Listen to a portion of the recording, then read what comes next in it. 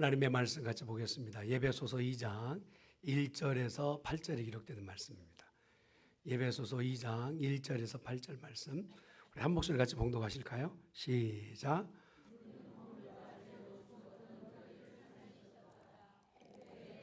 그 가운데서 행하여 이 세상 풍조를 따르고 공중의 권세 잡은 자를 따랐으니 곧 지금 불순종의 아들들 가운데서 역사하는 영이라.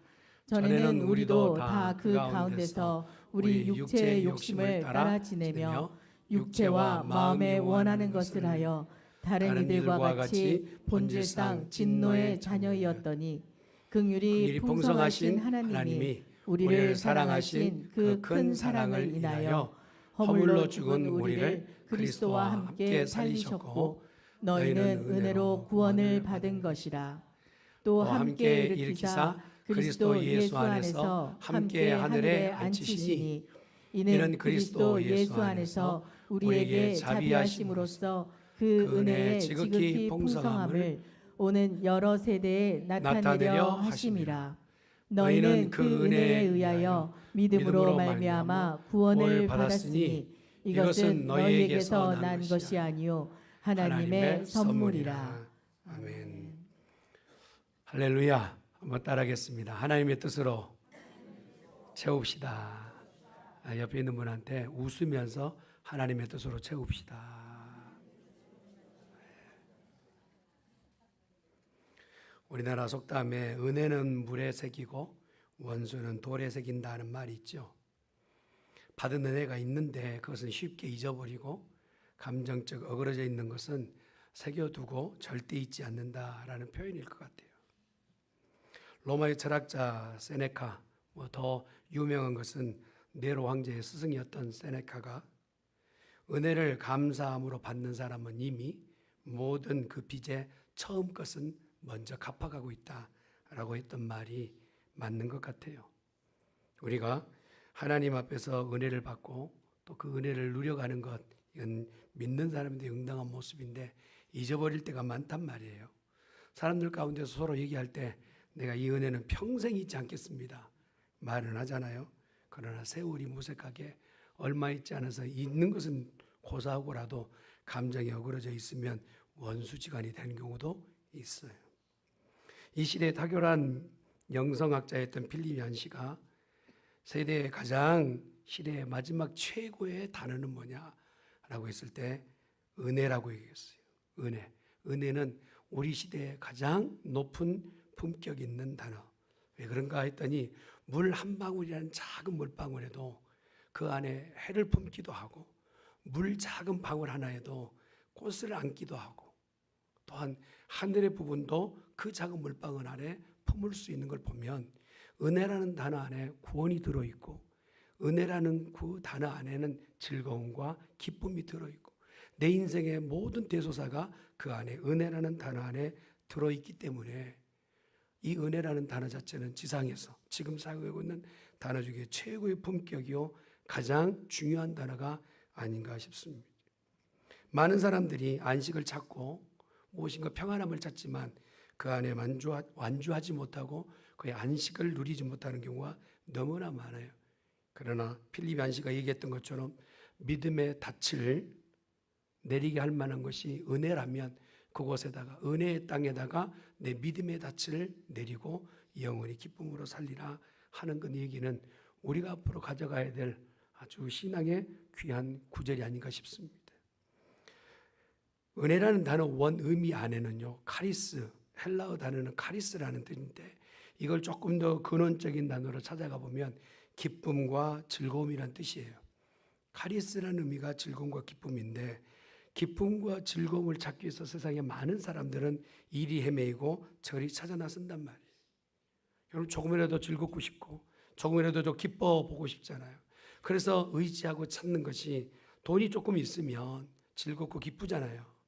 만족이 되고 그래서 돈이 많으면 힘이 있으면 지식이 많으면 하는 쪽으로 우리가 기쁨과 즐거움의 마지막 골이 즐거움과 기쁨을 위해서는 꼭 필요한 것이 돈이며 힘이며 지식이며 높은 자리며 누가 나를 알아주는 인기며 이런 것들이 즐거움과 기쁨의 내용인 것 같아 보여요.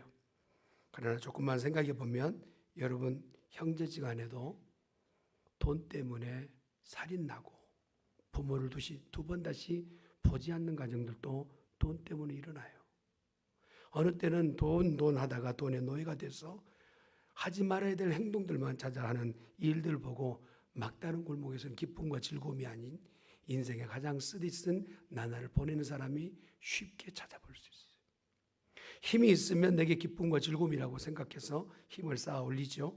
여러분 권력의 최고의 마지막 부분 보세요. 서로 암투를 하며 멀리 볼 것도 없어요. 정치인들이 하는 모습들을 보면 힘을 가져서 그들이 정말 해내는 것은 기쁨과 즐거움인가요? 거짓과 곤모술수와 어떻게든 서로 무자비하게 내려뜨리는 장면들을 쉽게 볼 수 있죠. 지식이 많으면 정말 내가 기쁘고 즐거울 것 같아 보이지만 지혜가 수반되지 않는 지식은 냉대되어지는 아주 차가운 바위돌보다 더 차가운 사람이 되어질 수밖에 없어요. 사람이 많이 이해해주고 나를 알아주는 것 때문에 정말 기쁨과 즐거움이 있다 생각하지만 여러분 한국의 지금 뉴스 중에 가장 큰 이슈가 뭡니까? 축구 국가대표 선수가 그거 가지고 있는 돈으로 평생 먹고도 살 돈 한꺼번에 지금 다 날아가게 생긴 상황들이 뉴스의 거리가 아닌가요? 많이 알아주고 세상이 알려진 것 그것이 진짜로 기뻐서 그렇게 만족하며 살 것 같아 보이지만 사람에게 그것이 아닌 것이 너무 드러난단 말이에요. 그러면 이 기쁨과 즐거움의 근원지가 어디냐? 어디를 만나야 되냐? 하나님이 오늘 우리에게 주시는 말씀의 요지가 그거예요. 누구를 만나야 은혜를 누리느냐? 어디를 찾아야 은혜 생활할 수 있느냐? 은혜가 기쁨과 즐거움이라면 어떻게 즐거움과 기쁨으로 살 수 있는가? 그래서 호세아 선지자는 6장 3절에 이렇게 얘기하는 거예요. 시작. 그러므로 우리가 여호와를 알자. 힘써 여호와를 알자. 그의 나타나심은 새벽빛같이 어김없나니 비와 같이 땅을 적시는 늦은 비와 같이 우리에게 임하시리라 하니라. 이리도 찾아 나서 보고 저것도 붙잡아 보고 거기 앉아도 보고 또 내려보기도 하지만 결국 내게 영원한 기쁨 끊이지 않는 만족을 줄 수 있는 것은 여호와 하나님이시다. 하나님 앞에 바로 섰을 때 하나님과의 삶이 시작됐을 때 그는 말로도 할 수 없는 기쁨과 환희 가운데 삶을 살아가게 될 줄 믿습니다. 다윗은 그래서 이렇게 얘기해요. 시편 145편 8절 말씀이죠. 시작. 여호와는 은혜로우시며 긍휼이 많으시며 노하기를 더디하시며 인자하심이 크시도다. 다윗의 삶은 촌뜨기잖아요. 그가 가지고 있는 것은 그냥 들판에서 양이나 치는 그런 사람이죠. 비천한 목동, 자기의 이름으로 땅 한 평도 없는 그런 신분과 처지예요. 그럼에도 그는 그 삶 가운데서 불만족이나 또한 무엇에 대해서 불투명한 그런 삶 가운데서 원망하는 삶은 아니에요. 늘 찬양할 때 여호와는 나의 은혜가 되십니다. 여호와께서 나에게 은혜가 되십니다라고 고백하는 것을 볼 수 있죠. 은혜가 되신다는 말이 아까 말했던 것처럼 기쁨과 즐거움이 되십니다. 심지어는 밧세바를 겁달에 범죄하고 그의 어떤 죄가가 드러났음에도 불구하고 하나님께서 그가 회개할 때 용서하셨잖아요. 용서하고 나서 하나님 앞에 나와서 주님 내가 잘못했습니다 하였더니 쏟아부어 주신 은혜를 경험하고 그가 고백하는 하나님은 은혜로우시다. 할렐루야, 은혜로우시다. 심지어 죄를 지었던 인생이라 할지라도 그가 회개하고 되돌아오면 하나님 은혜를 부어주신다는 것이죠. 구약 성경에 하나님의 그 은혜와 자비에 대한 단어가 상당히 많이 나와요. 제가 이렇게 설교문을 정리하면서 찾아보니까 은혜라는 단어만 275번이 나와요. 그러니까 우리가 매일매일 하나님의 은혜 없이는 못 사는 인생이란 말이에요. 그럼에도 불구하고 우리가 이곳에 손을 대고 저기에다가 의지하고 그러다 보니 하나님과의 가까운 삶이 아니라 하나님을 찾는 삶이 아니라 하나님 없어도 삶에 불편함이 없는 삶으로 지금 살아가고 있지 않는가 싶어요. 이스라엘 백성이 그렇게 된 겁니다. 하나님 없이도 살아도 불편하지 않는 세대. 그랬더니 하나님께서 호세아에게 야, 너 이렇게 살면 안 된다. 이걸 보여주라는 거예요.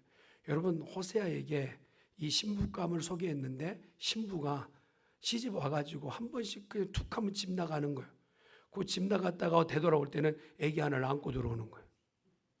그런데 그 이름이 뭡니까? 얘는 내 아닙니다. 이름을 지은 거예요. 로암미 뭐 이런다든지 이런 형식으로 로하우 이렇게 이름을 얘는 내 애 아니에요. 왜 이렇게 주위 있는 사람들에게 말들을 거리를 하나님께서 요구하셨을까? 이스라엘 백성 하나님께서는 나와 함께 살자 너에게 기쁨이 즐거움이 만끽되어지리라 영원하리라 하신 그런 말씀을 주셨음에도 이스라엘 백성은 그것에 대해서 관여하지 않고 그냥 세상 가운데 사는 거예요. 그런 행태가 꼭 지금 호세아 선지자 가진 것 같다라는 거예요. 제 신랑 놔두고 밖에 나가서 그래 집 나가 가출을 출간 아닌 것 같아. 그렇게 가출하고 나와서 엉뚱한 행동의 결과를 나타내 볼 때 주위 있는 사람이 야 선지자의 가정이 저러느냐 하지 말라는 이스라엘 백성의 모습이 그랬다 얘기하고 있는 것이죠. 그럼에도 하나님은 기대는 뭐냐? 이렇게 삶을 그냥 엉망으로 산다 할지라도 하나님의 마음을 호세아에 보니까 에브라다야 내가 너를 어찌 잊겠느냐? 이스라엘아 내가 어찌 너를 버리겠느냐? 아니 이렇게 죄를 짓고 떠나버리고 엉뚱한 짓을 하고 있는데도 하나님은 계속적으로 그렇게 웅변하듯이 그들을 향하여서 선지자에게 말을 넣는 너희가 되돌아오기만 한다면 내 마음속에 돌이켜 너에게 긍휼을 베풀며 너를 붙들어 주리라. 할렐루야. 이런 죄악 가운데 있는 고멜과 같은 여인과 같은 이스라엘에게도 하나님 앞에 되돌아오기만 한다면 그에게 용서하고 함께 하시겠다. 이게 바로 은혜인 줄 믿습니다. 은혜의 최고봉을 따지자면 어디에 우리가 최고봉을 말할 수 있느냐? 예수 그리스도께서 은혜의 최고봉이시죠. 하늘의 보좌와 권세를 버리시고 이 땅에 오셔서 우리에게 은혜의 산물이 되어주신 분 예수님이신 거예요. 요한복음에 기록되는 말씀을 한번 볼까요? 요한복음 1장 14절 말씀 같이 봅니다. 시작. 말씀이 육신이 되어 우리 가운데 거하심에 우리가 그의 영광을 보니 아버지의 독생자의 영광이요 은혜와 진리가 충만하더라. 무엇과 무엇이? 은혜와 진리가 충만하더라.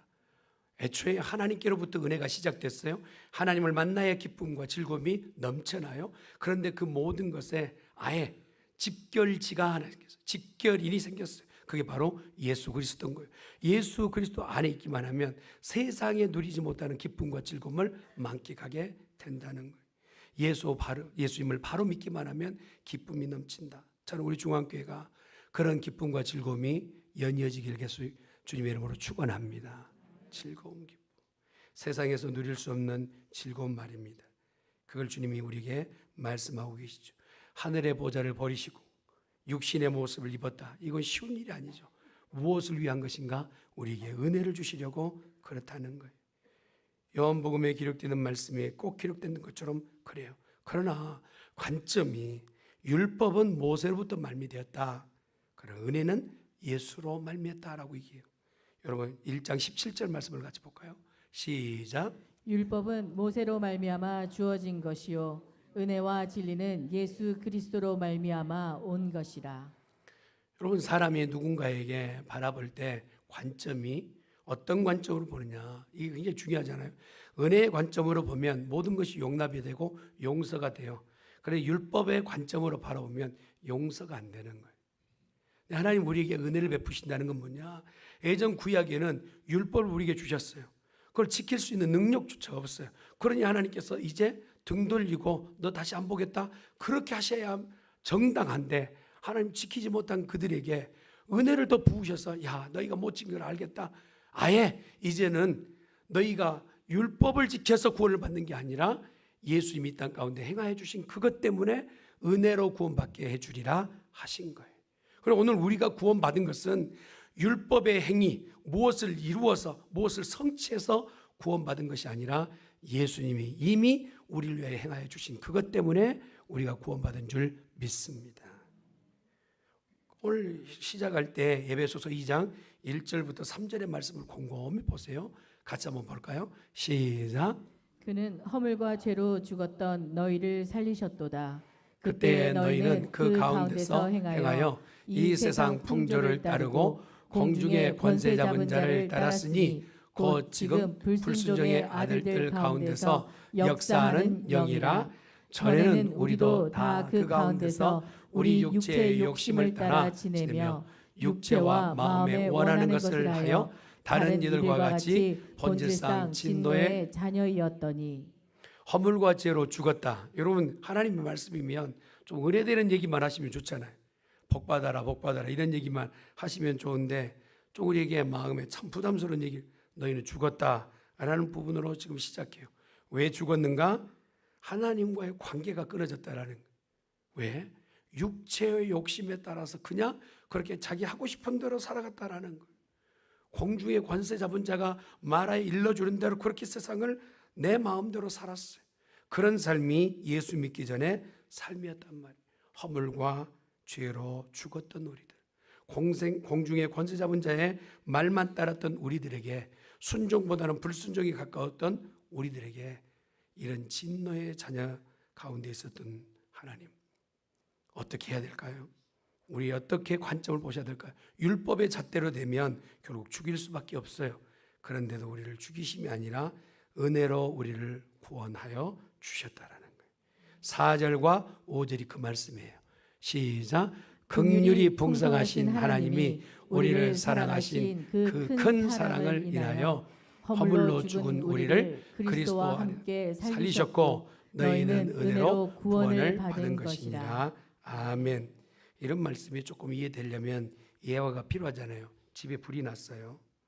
갑작스러운 불이라 자기 자신이 어디로 피해야 될지 당황스러워서 문도 찾지 못할 때 불길 가운데서 정신없이 쓰러져 있는 한 사람, 자기를 잡기 위해 구하기 위해서 누군가 들어왔어요. 의식을 잃어버린 상태에서 엎혀서 밖으로 나왔어요. 한참 만에 보니까 누가 나를 구했는지 보니까 구조원이 구한 것 같아. 그래서 그분 앞에 가서 해야 될 말이 있겠죠. 어떤 말이 가장 적당할까요? 예를 따지자면 얼마면 됩니까? 하는 사람이 있단 말이에요. 당신이 나를 구해 주셨는데 얼마면 됩니까? 아니면 당신의 의무 아니요. 나를 살리고 구하는 것이 당신의 의무 아니요. 라고 말하고 있다면 이것은 생명을 구원해 준 은혜 베푼 자에게 올바른 얘기는 아닐 거란 말이에요. 어떻게 얘기해야 될까요? 그런 죽음 가운데서 구해졌다면 정말 감사합니다. 진심을 담아야 되겠죠.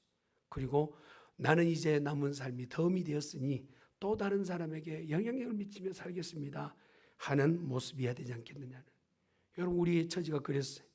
영원히 타는 불구덩이 가운데서 누구도 막을 수도 끌 수도 없는 그 기둥 가운데 있었던 우리들이란 말이에요. 누가 들어올 수도 우리를 구할 수도 없는 그 불구덩이에 친히 자신이 들어오신 분이 계세요. 그리고 업어서라도 우리를 안아서라도 끌고 나오셔서 그 불구덩이에서 영원히 타지 않는 길을 여셨어요. 그분이 바로 예수님이세요. 그 예수님께서 우리에게 은혜 베푸신 것에 우리 어떻게 반응하느냐? 아이고 내가 뭐 구원 받으려니까 구원 받았지. 그렇게 사는 삶이면 곤란하다. 내게 구원 받은 삶이라면 내 마음대로 사는 게 아니라 앞으로 주의 영광을 위하여 사는 자들이 되어야 될 줄 믿습니다. 그래서 6절 7절은 이렇게 얘기하는 거예요. 시작. 또 함께 일으키사 그리스도 예수 안에서 함께 하늘에 앉히시니 이는 그리스도 예수 안에서 우리에게 자비하심으로써 그 은혜의 지극히 풍성함을 오는 여러 세대에 나타내려 하심이라. 아멘. 우리를 구원하시고 은혜 받게 하신 이유가 있단 말이에요. 그리고 존귀한 자리에 앉히신 이유가 있어요. 7절의 말 밑부분 있잖아요. 지극히 풍성함을 오는 여러 세대에게 어떻게 하겠다고요? 나타내려 하십니다. 죄와 죽음 가운데 사탄의 권세 가운데 영원히 멸절될 우리들을 구원하신 그분은 이 땅에 사는 동안에도 풍성하게 살라는 거예요. 여러분 즐거움과 기쁨이 넘치는 사람 얼굴 표정도 달라지겠잖아요. 여러분 한번 따라합시다. 사랑받는 사람은 얼굴이 이뻐집니다. 옆에 있는 분한테 확인하세요. 사랑받고 계시지요? 여러분 예배 끝나고 나갈 때 기쁨이 가득하고 그리고 즐거움이 가득하면 주위 있는 사람들이 물어볼 거 아니에요. 이유가 뭡니까? 그러면 이렇게 대답하란 말이에요. 선물 받았습니다. 한번 따라합시다. 선물 받았습니다. 무슨 선물 받았어? 그러면요. 선물 받았습니다. 한번 따라합시다. 사랑 받았습니다. 여러분 예수님은 우리를 이렇게 사랑하셨어요. 믿습니까?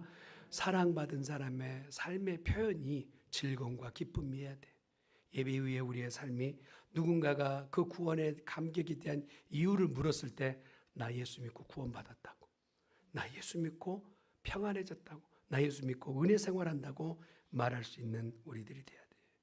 지난 날을 되돌려 보면 부정한 것뿐이고 정말 용서받을 것이 용서받지 못할 죄인이었던 것은 사실인데도 하나님 우리를 용서하셨다. 이게 은혜 아니겠습니까?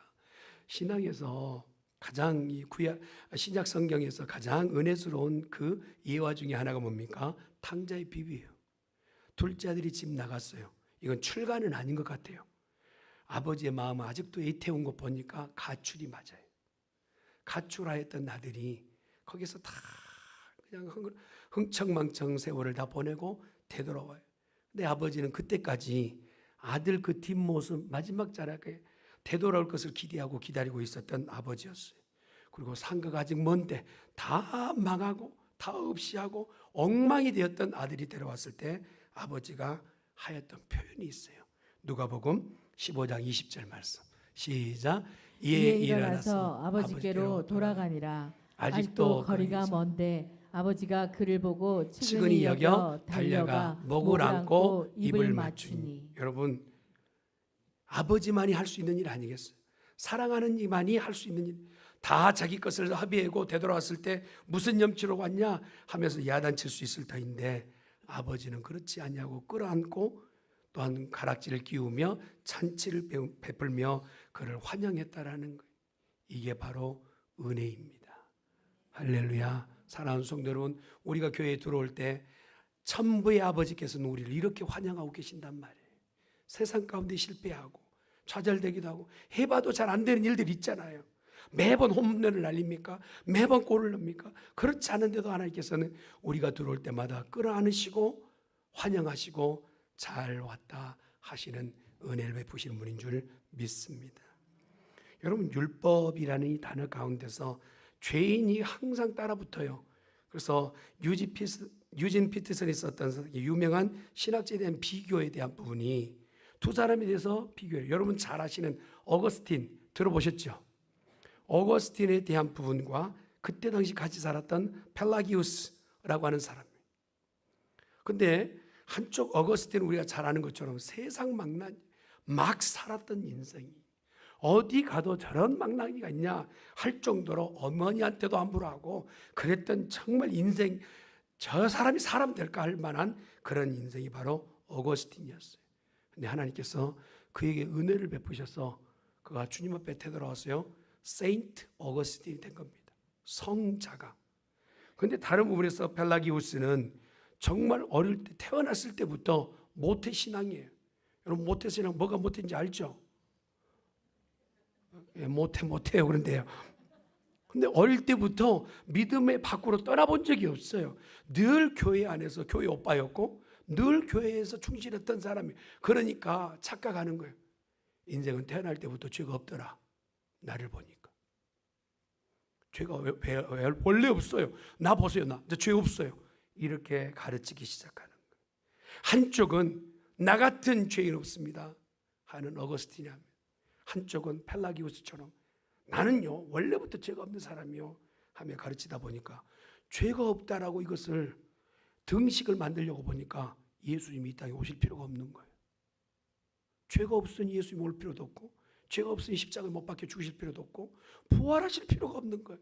그걸 가르치다 보니까 결국은 이 사람이 이단이 돼요. 나 죄 없어 하는 것이 이단이 되어버려요. 그러고 나서 화형장에서 화형의 제물이 되어버려요. 그러나 반대편에서 어거스틴은 주님 나 같은 죄인 없습니다.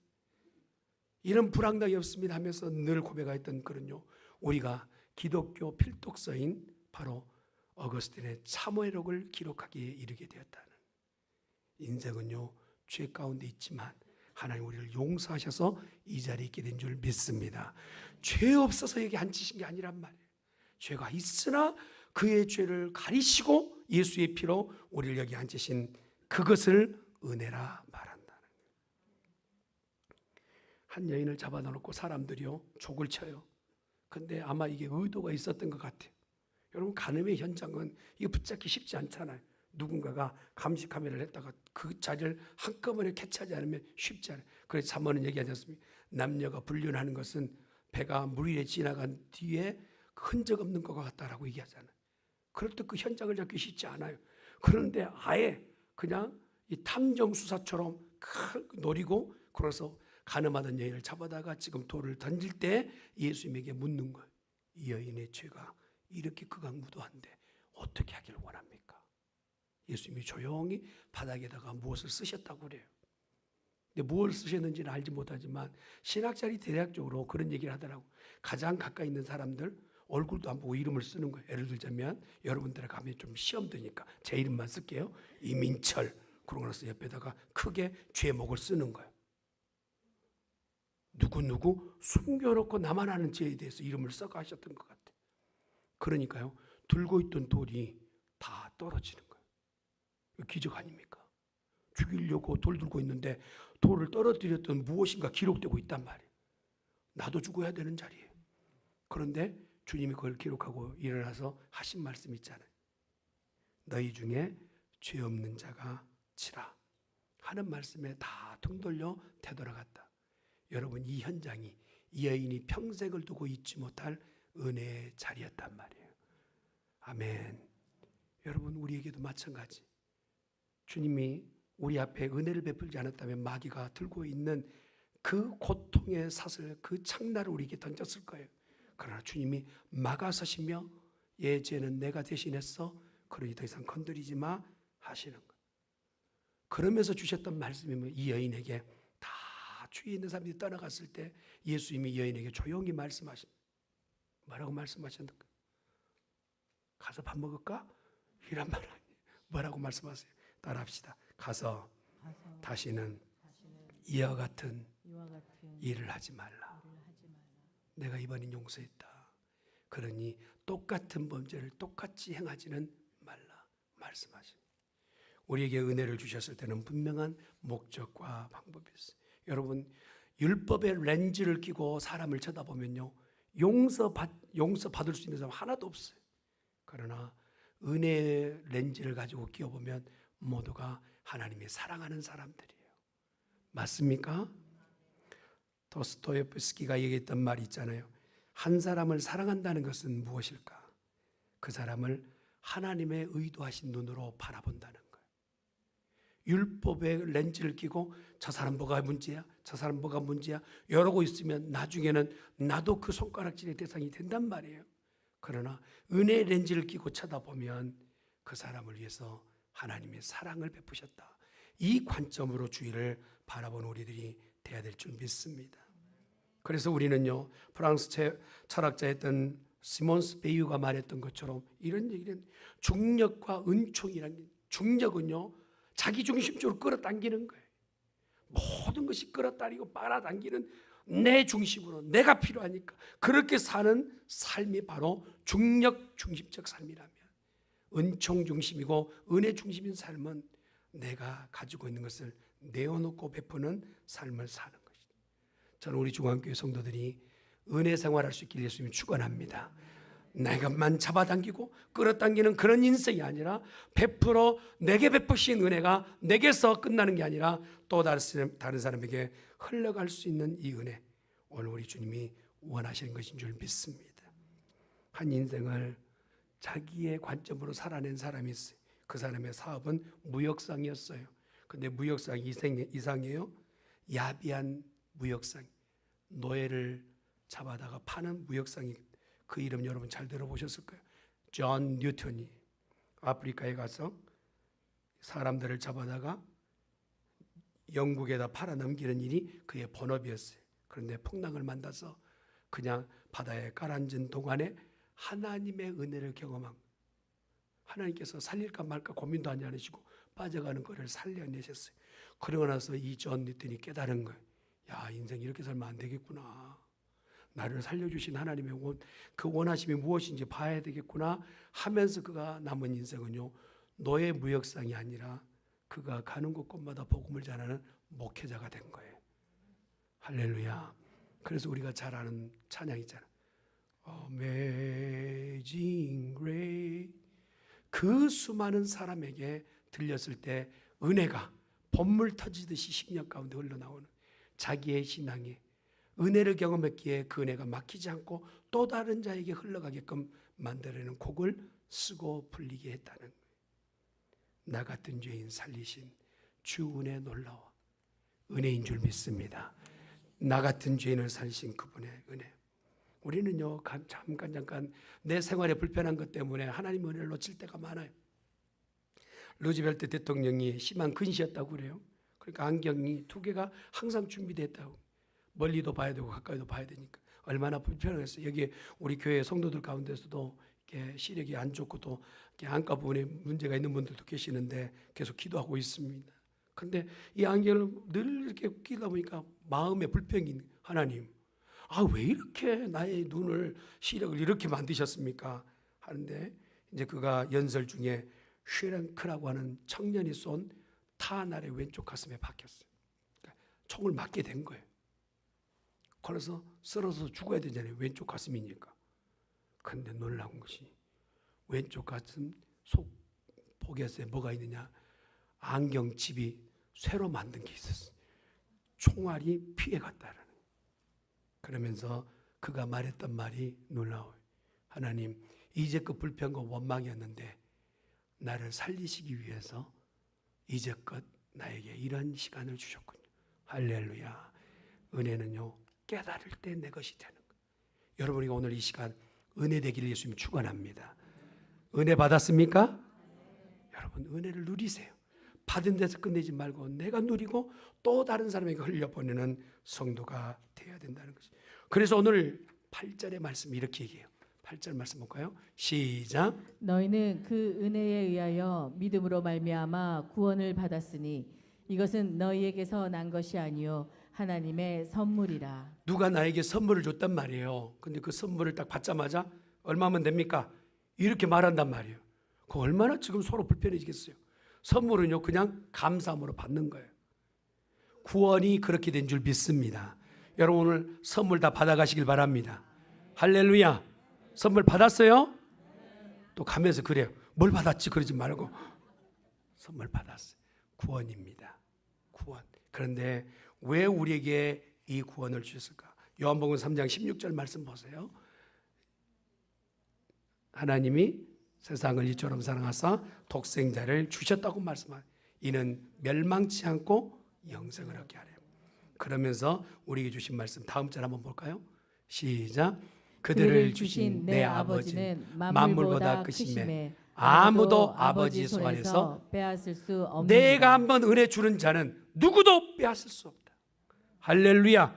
내 것이다 말씀하신 자리에 우리가 서 있는 줄 믿습니다. 이미 구원 받았어요. 이미 은혜 받았어요. 하나님이 절대 세상 가운데 빼앗기지 않을 줄 믿습니다. 그걸 은혜로 누리자는 말이에요. 좀 부족할 수, 연약할 수 있어요. 그러나 그것 때문에 주님 우리를 놓지 않으세요. 세상 끝날까지 우리가 죽어 저 천국 이를 때까지 우리의 손 놓지 않을 줄 믿습니다. 그래서 8, 9절은 이렇게 약속하는 거예요. 8절, 9절, 9절, 10절 시작. 행에서 난 것이 아니니 이는 누구도 자랑하지. 여러분 앞으로 무엇을 자랑해야 되느냐? 좀 누군가가 뭘 말하면 내가 인물이 잘났죠? 내가 뭘 좀 잘해요? 그렇게 하지 말고 무엇만 자랑하냐? 주님만 자랑하자. 할렐루야. 그러면서 10절 말씀 보세요. 시작. 우리는 그가 만드신 바라 그리스도 예수 안에서 선한 일을 위하여 지으심을 받은 자니 이 일은 하나님이 전에 예비하사 우리로 그 가운데서 행하게 하려 하심이니라. 아멘. 우리를 교회에 나오게 하시고 은혜 베푸신 것은 내 마음대로 살라고 은혜 베푸신 것이 아니라 하나님의 뜻대로 살라고 우리를 불러주신 줄 믿습니다.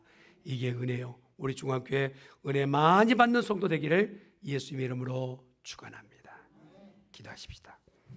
전능하신 여호와 하나님, 허물과 죄로 죽었던 우리들 화막 가운데 타들어가야 마땅할 인생 아닙니까?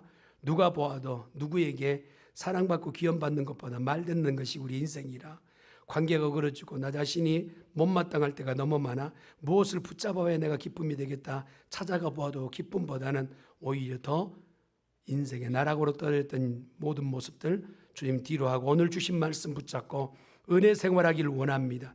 중학교를 출입하는 모든 성도에게 은혜를 물붓듯 부어 주시옵시고 또 다른 이에게 은혜가 흘러가게끔 내가 쓰임받기를 원합니다.